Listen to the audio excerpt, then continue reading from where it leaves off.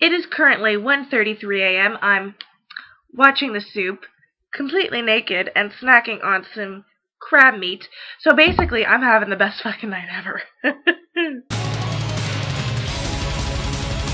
I would just like to show off these 2 tickets to go see Deborah DiGiovanni perform her stand-up comedy tonight for me and my best friend Liz. And she's going to be performing in a theater that's about a 10-minute walk away from my university. And I'm fucking pumped about this because famous people never come to where I live, so like I'm always having to go into Toronto, and I don't care for Toronto that much. So the fact that she's coming here is like fucking amazing, and they were $30 each, but they were totally worth it, and it's gonna be awesome. There's one more thing that I have to show you, and it is awesome, and it is my new ringtone, so enjoy.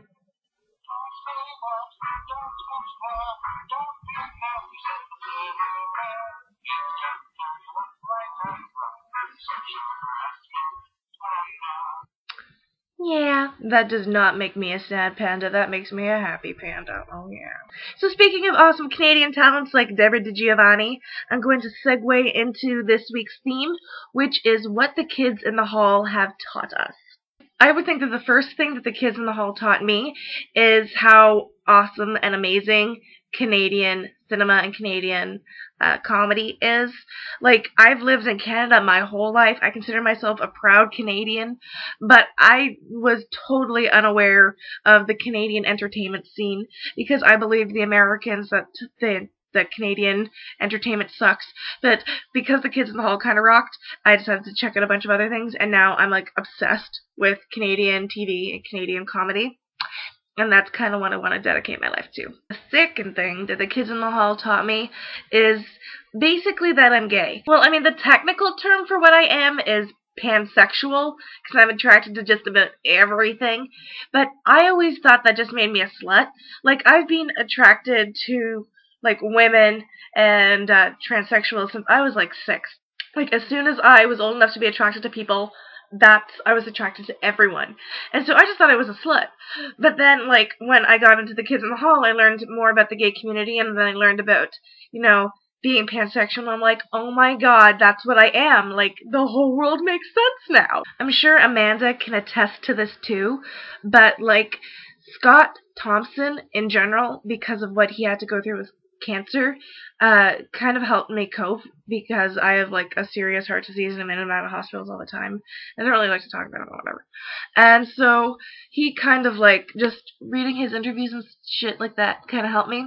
And I went to go see his stand-up once, and he talked about how the hockey player Saku Koivu, how we kind of looked up to him during his cancer, just for like inspiration and stuff, and that made me realize that, you know, Scott is my Saku Koivu, because that's what I do as well. Because I have the, well, not the same thing, but like I know what like pain and being in the hospital is. So on a happier note, I think that the thing that I'm most grateful for that the kids in the hall have taught me is basically how to be badass.